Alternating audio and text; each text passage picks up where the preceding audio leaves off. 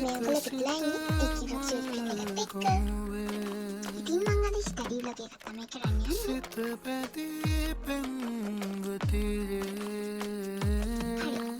මේ තියෙන්නේ මම කරගත්තු ෂෝට් නෝට්ස් ටික.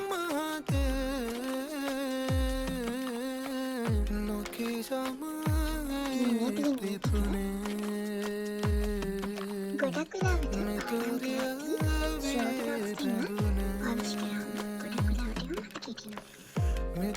ඉතින් මම අද පෙන්සි එකට ෂෝට් නෝට් එකක් හදන්න තමයි යන්නේ.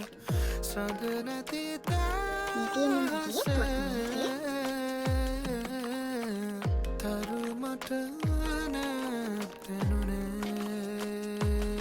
ඉතින් CR කොල අරගෙන මම මේ ෂෝට් නෝට්ස් කරන්නේ.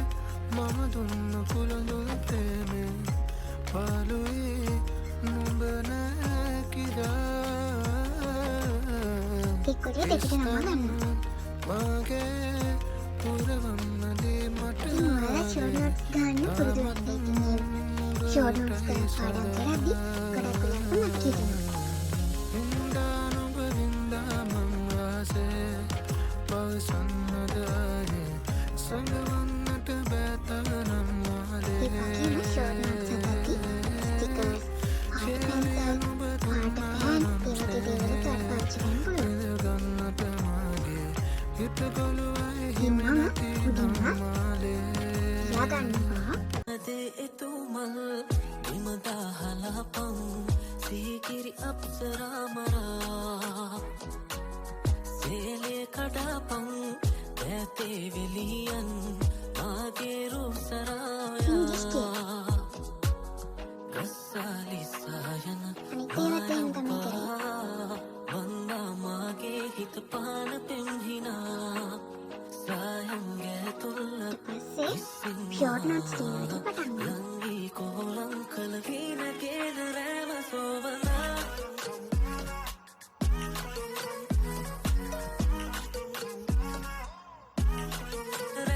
මම මේකයිකින් තමයි ඉතින් ස්ටඩි ව්ලොග් එකක් දැම්මේ.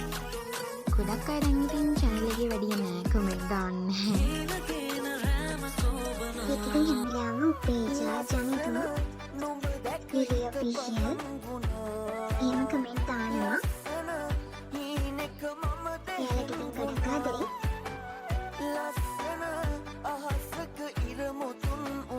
ඒ වගේම ෂෝට් නෝට්ස්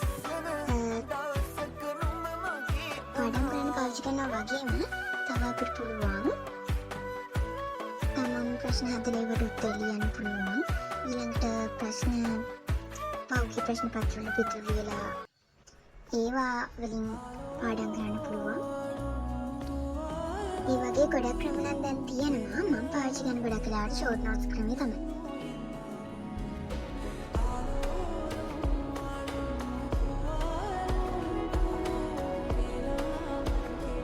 ජර්නල් වීඩියෝ එකක් හැදුවා. ඒක මට දාන්න දෙන්නේ YouTube එකෙන්.